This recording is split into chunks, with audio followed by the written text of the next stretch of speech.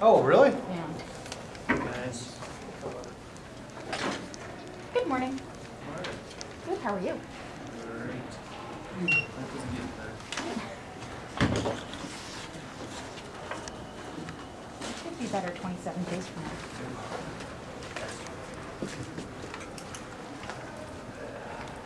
All right.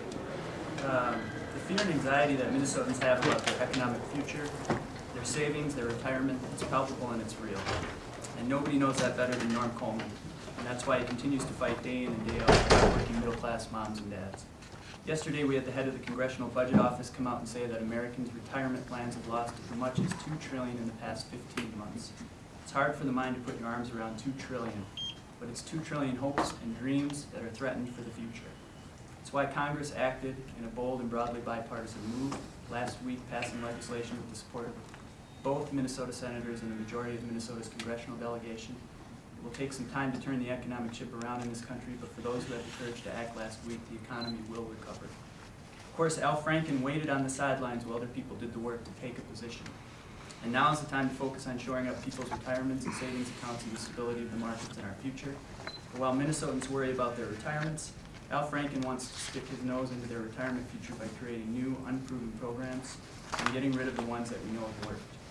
At a time when people are worried about their savings, Al Franken has boasted that he will raise taxes on retirement savings by repealing the deduction for 401ks and IRAs, the primary retirement savings vehicles for middle-class Minnesotan owners. Al Franken's proposal to create a new 401U, as he calls it, would impose a triple tax on retirement accounts. Franken will tax the money going in, and he will tax the money going out, and then add insult to injury and taxes the partial government match associated with his plan. It's inconceivable that Al Franken would even consider taking away people's retirement accounts and creating a new government program that has a triple tax associated with it at any time, but particularly right now when the nation is on edge. Al Franken can't be trusted with his own money, and to think that he wants to be in charge of our retirement and savings is unthinkable. Al Franken's solution to every problem is more government, new federal programs, and more Washington spending, taking the dollars out of your pockets and putting them in the government's purse. His plan is the wrong approach to help middle-class Minnesotans during this time, and it's another reason why Minnesotans can't afford his policies or the ideas of Al Franken. Questions? You said that Franken wants to create new, unproven programs. Doesn't Coleman want to allow workers to have personal accounts to be invested into the stock market? And isn't that also a new, unproven program? He doesn't support privatizing Social Security. He does support real solutions and has supported the bipartisan group, with the bipartisan group of his colleagues, to assess and study all options to strengthen Social Security. And that's the right approach. I didn't not trying to change and triple tax what already works. I didn't use the word privatization. Doesn't he want to allow younger workers to have private accounts? I'd say that's accurate, but first and foremost, he wants a bipartisan commission to study every possible option. Have there not been enough bipartisan commissions studying every possible options with Social Security? Apparently not, because the crisis with Social Security has not been addressed or fixed If voters gloss over about financial kind of details and that kind of thing, is it disingenuous for you folks to say that Senator Coleman supports individual private accounts of Social Security but does not support privatization? Aren't you getting caught up in language there that might very well mislead folks about what the senator supports and what he has supported? And There's definitely a distinction there. I mean, he supports, he does not support privatizing Social Security. I mean, what Al Franken is doing and going to do is fearmonger at a time when people don't need fear as it relates to the economy or their economic future. He believes that the retirees today and the near retirees have to be guaranteed all of their money, and that's not what Al Franken's going to say. If young people had, sorry, if young people had invested their retirement money in a private account, as Norm Coleman has wanted, what would be the status of those right now? I can't answer that, Pat. I can say that there's not one single option that the senator has ruled out or said is the ultimate plan. So saying that young people are going to invest all of their money in private accounts isn't an accurate description of where the senator stands. I didn't say all their money. He said a portion of the money that would normally be going to Social Security would be invested, and whatever the percentage is. Potentially. I mean, he supports a bipartisan commission to address this issue. There's no plan on the table.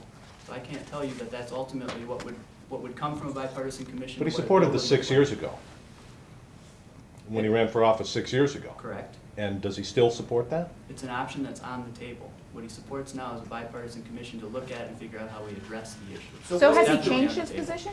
No, Has it? it's an option that's on the table. But it's an option not- he supported before, and you're now and not it's an saying option he that's on supported. the table, but the first option has to be a commission that comes up with a solution to the long-term viability of Social Security. Was he supporting it before with the caveat that you need to have a bipartisan blue ribbon commission look at the long-term viability of Social Security? Or was he just outright, in my memory, supporting allowing certain workers to have individual retirement accounts? It's definitely an option that's on the table.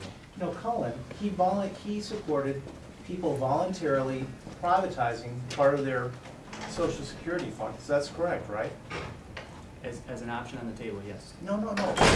I seem to recall that Senator Coleman, in fact, did talk about allowing people to privatize part of their Social Security earnings. Yeah, it's an option on the table, absolutely. But what has to happen is there has to be a commission who studies this, who comes up with a recommendation to Congress, and Congress has to act. So he's changed his position. No, he's not changing his No, but he position. That's was an for option it that's on before, the now you're table. saying he's for studying it. If it's an option on the table, you're not against it. But this is gonna be difficult for us to put these stories together, because you're saying that his position hasn't changed when it sounds like it clearly has changed from, let's go ahead and allow this, it just simply makes sense to do it, to, let's consider this in the context of a broader look at Social Security, and this could be something that might be a good idea, but we'll have a bipartisan commission look at it. I mean, Right. those are different positions. There's not really a distinction there. Yes, there is. It's an option that he's willing to consider and has supported, but it's an option Al Franken's not going to consider or support, and clearly what we need is less fear mongering and directly tackling an issue like Social Security solvency, and not taking away Roth IRAs and not taking away 401ks and triple taxing, creating a program that adds additional burden to Minnesota's middle class families. You said he is, I think you just said it's an option he's willing to consider and has supported. So perhaps it would be accurate to say he's supported it in the past, now he wouldn't rule it out. Is that? That's very accurate. And I think ultimately what you have to do is you have to have a government commission study this issue, come up with an agreement that Congress can pass, and they need to address it. And again, what you don't need is fear mongering, which is what likely will happen this afternoon. On a different subject.